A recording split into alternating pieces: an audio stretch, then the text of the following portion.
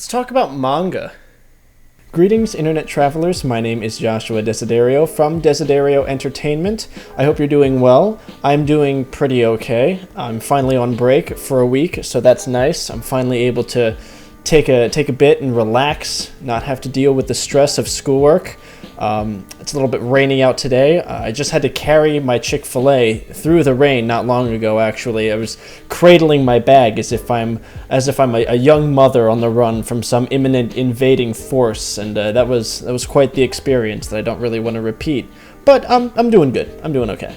So over the past year or so, I've really been getting into manga. I've been a fan of anime for a long time, so I figured that since the cool Asian cartoons were this interesting and exciting, that maybe I should give the cool Asian picture books a shot as well. So that's what I did. My schedule is pretty chaotic, so I don't get the chance to read as often as I would like to, but I make the time when I can. So far, I have read the entire Akira series by Katsuhiro Otomo. I have read The Girl from the Other Side by Nagabe, and I've read just about everything that Junji Ito has ever written. I have yet to read Black Paradox as it just came out, but I have it on my shelf. I'm looking at it right now.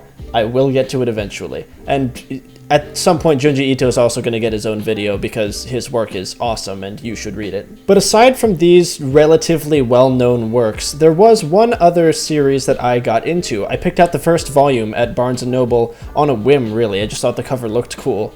And when I took it home and read it, I immediately had to go out and buy the second volume to finish reading because it had me hooked completely. And I haven't felt that in a very, very long time. And that manga is Planetes by Makoto Yukimura. The manga itself is this beautiful sci-fi tale that uses the colonization of space to explore themes of love, loneliness, and finding a sense of purpose in a rapidly changing universe. If you haven't read this series yet, I would encourage you to please do that. But if you refuse, like some kind of schmuck, then spoilers ahead, obviously. Duh. On we go. The story centers around the crew of the spacecraft DS-12, which is affectionately referred to as the Toy Box. The DS-12 is a sanitation ship, and its crew is tasked with cleaning up the various particles of space debris that have been left behind in mankind's colonization of space. While it's not exactly a comfortable or high-paying job, the work of the DS-12 and its crew is essential, and that's because they pick up large pieces of space debris before they become small pieces of space debris. And when that happens, these small pieces of space debris, like screws, flecks of paint, little bits of metal, they can pick up incredible amounts of speed as they orbit the Earth, and they can actually punch holes into space stations and other outgoing spacecraft that they encounter in their path. And that's real, by the way. That's like an actual problem that NASA has acknowledged and says that we should try to take care of, so that's cool, I guess, but also terrifying. And it's here on the DS-12 that we meet our three central characters, Fi Carmichael, Yuri Mihairakov, and Hachirota Hoshino. And each of them are here for different reasons. Fi is here to support her family, Yuri is here because of personal reasons that we will get into later, and Hachi is here because he wants to become a great explorer, a great astronaut, and this job is sort of an entry-level stepping stone to reaching that goal. The majority of the story chronicles the day-to-day life and personal struggles of these characters, as well as their encounters with certain groups that are not such big fans of space travel and seek to violently enact that worldview upon everyone else. Eventually, Hachi is able to join the first manned mission to Jupiter alongside his father, who is also an astronaut. He trains his replacement, a woman named Ai Tanabe, and he embarks on his journey, eventually reaching Jupiter, at which point the manga ends. Now, before we go any further, I cannot state enough that I really speedran that plot summary and I left a lot of details out. And that's because the plot itself really isn't the focus of this video. I just needed to tell you about it to give you a framework so you understand the world that these characters are living in. Because while the plot is very interesting with all of its cool action and beautiful artwork, it's really just a backdrop to illuminate the struggles of these incredibly complex characters, because it's the characters that make Planetes as great as I believe it is. I am going to focus on 4 characters in particular: Yuri Mihairakov, Fi Carmichael, Hachirota Hoshino, and Ai Tanabe. And let's begin with the DS-12's resident Russian, Yuri Mihailikov.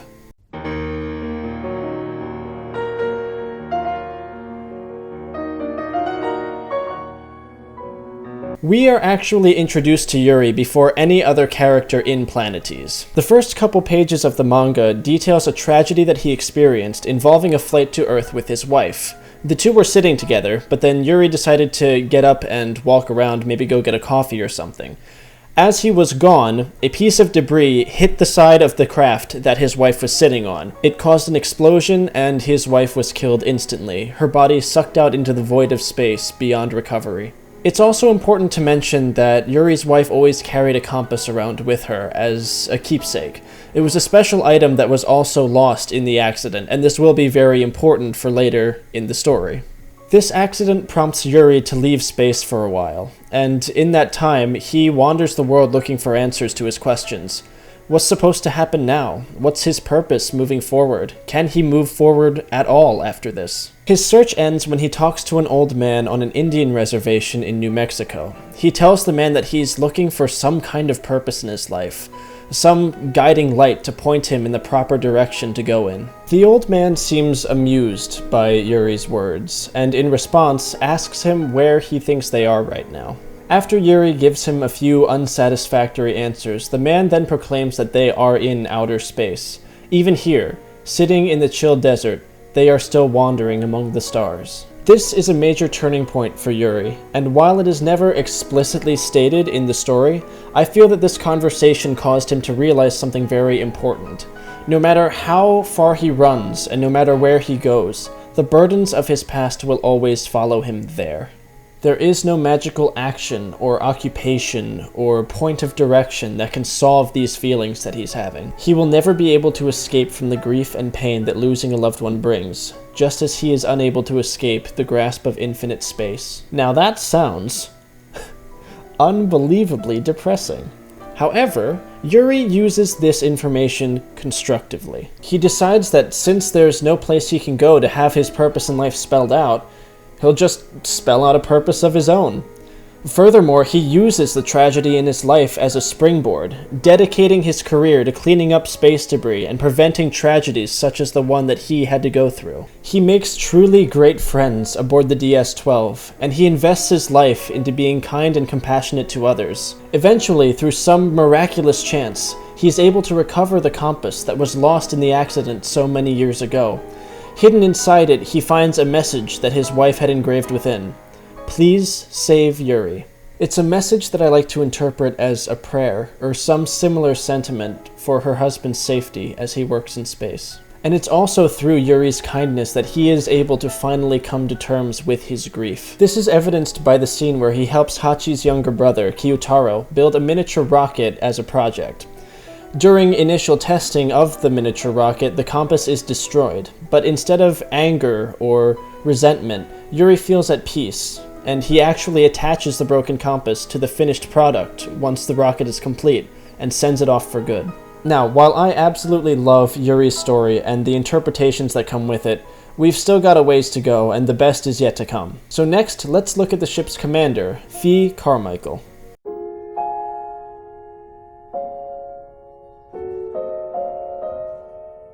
Fi was born in Richmond, Virginia, and grew up in the rural countryside.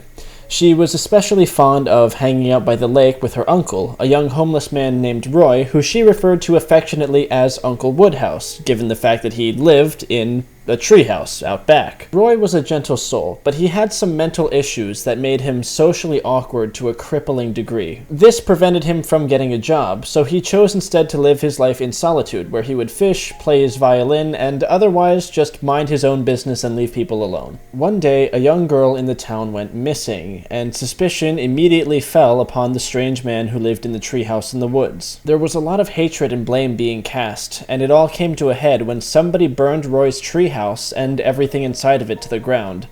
Crushed by this, Roy left Fi's side and disappeared into the woods, never to be seen or heard from again. Not long after this, the girl was found. She was alive and safe, and it turned out she had just run away from home. Roy was not involved in any way. Now, this incident, as you can probably imagine, left a massive impact on Fee, and she grew to react intensely to situations of perceived injustice. This often led her to be very reckless in the way that she dealt with certain situations, like the one time where she crashed the DS-12 into a rogue satellite in order to divert its course from crashing into a space station and start the Kessler syndrome. Over the course of the manga, she is increasingly subjected to the strictness and bureaucracy of her job, and it causes her frustrations to rise to the point where she can't stand it anymore. She feels like she has no control in her life, as if she's just some lackey that her superiors order around for whatever whims suit them. We can see this especially in her relationship with her son back on Earth. Her son has a habit of finding stray dogs in the city and taking them home to care for them. Upon receiving noise complaints from the neighbors and being unable to take the time to train the dogs independently,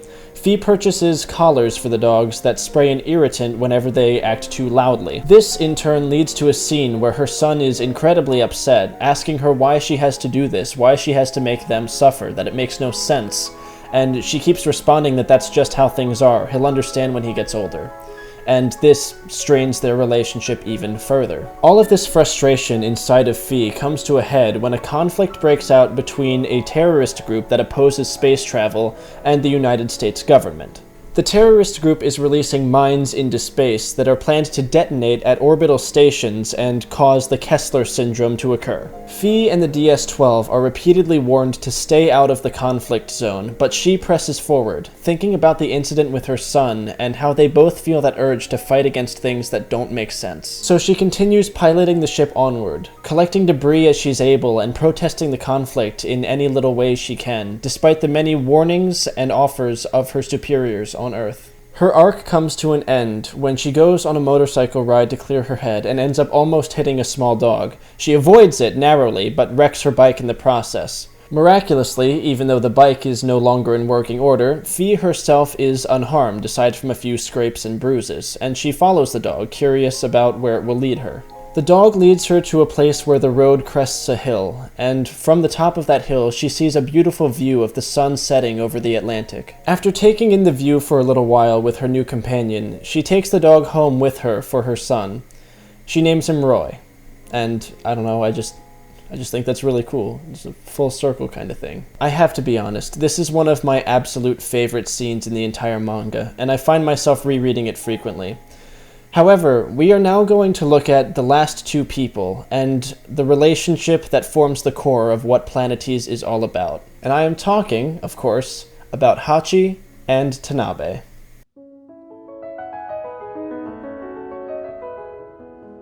So at first I wanted to do these characters separately, like give them their own separate sections in the video, but the more I researched and the more I looked at the story itself, the more I realized that these two are basically two sides of the same coin.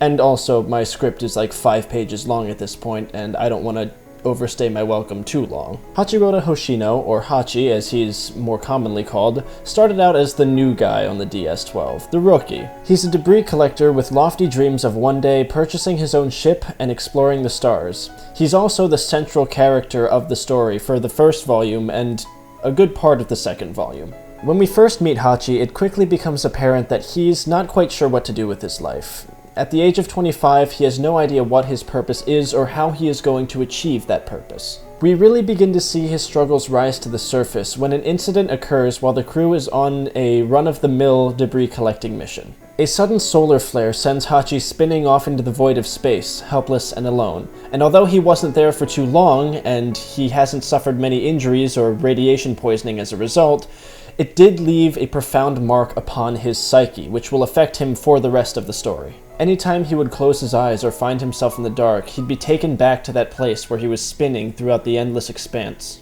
Obviously, this caused him an enormous amount of stress, and he struggled to pass the psychological tests necessary to be cleared for duty. In particular, he struggled to pass a test that involved being locked in a sensory deprivation chamber for a certain amount of time. He would always freak out and need to be released before the allotted time was met. Though he did eventually succeed, the trauma follows him for the rest of the manga. Most notably, he gained the desire not to appear weak or vulnerable to his comrades, most of whom did not understand the extent to which he was suffering. This is especially true when it comes to feelings of love and affection. Hachi actively runs from showing love to others, romantic or otherwise.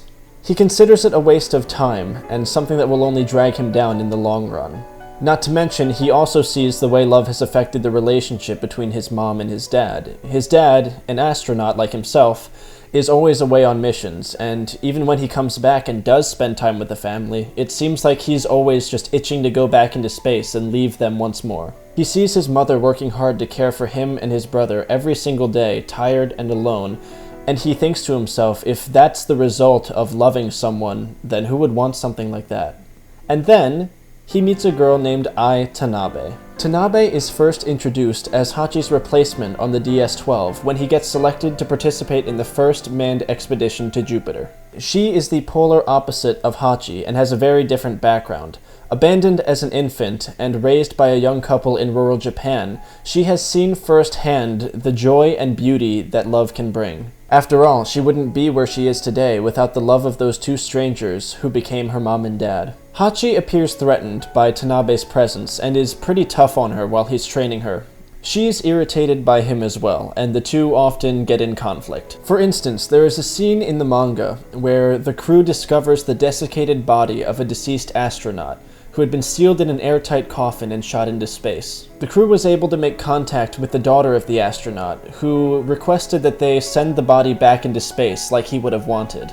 Hachi, of course, agrees with this. Tanabe strongly believes the opposite, arguing to the daughter that he's finally come back to her after all these years, and now they're just gonna send him back into space again. She believes that's a loveless thing to do, and in her opinion, they should take the body back and bury it properly on Earth, where he can be with his family forever. Hachi and Tanabe end up getting in a fight, words are thrown back and forth, and eventually, drastic action is taken.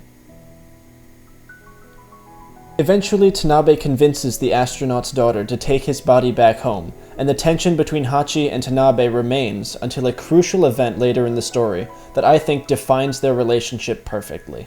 When the crew of the DS-12 is in a spaceport for resupply purposes, there is an attack by an anti-space travel terrorist group, like the guys I mentioned earlier. This group is specifically going after Hachi and his father, who are being trained for the Jupiter mission and thus prime targets. A fight breaks out, a chase ensues, and it ends with Hachi pointing a gun at the leader of this particular group. The leader remarks that he sees the potential to kill in Hachi's eyes, and once the trigger is pulled, Hachi will become a creature that is unburdened by the moral constraints of humanity, somebody unfettered by love, empathy, or compassion. Tanabe, who happens to be with Hachi and his father, begs him not to pull the trigger, saying that if Hachi kills this group leader, then the Hachi that she knows will die too. And by that, of course, she means that all of the light and good that she sees in Hachi, the Hachi that she loves, will be swept away with that one simple action. Hachi, however, does decide to follow through. However, before he can, Tanabe approaches him, placing herself between him and the man he intends to shoot. She takes him into a gentle embrace, a final plea to the humanity within him, asking him not to follow through with this decision. And he responds. The will to fight subsides, the desire to kill leaves him, and he returns the hug. Now on the surface, admittedly, this seems a little cheesy, and, I mean, it kind of is. But there's something undeniably touching about Tanabe's willingness to sacrifice herself to save the good in somebody that she loves. It's a statement about the power of compassion and what tender human connection is capable of. It's a beautiful thing that I think is extremely undervalued in today's world. And it's like that old guy said, you've gotta be the good that you want to see in the world. Also, later in the manga, the two get married, which is pretty cool. Spoilers. Sorry. You should have read it. And with that, we have reached the end of the video. Thank you so much for joining me on this little expedition and listening to my rants on compassion and manga and all of these little interpretations and details. It really means a lot to me that you're interested in hearing that. Also, I want to make it clear that while it feels like I spoiled a lot of things, the manga is so much more complex and there's so much more stuff that I had to leave out. So it's definitely worth a read if you're still interested. I guarantee that you will love it. And now, with all of the ranting out of my system, it is 1 in the morning, and I am going to go to bed. Thank you once again for watching, and I will see you sometime soon.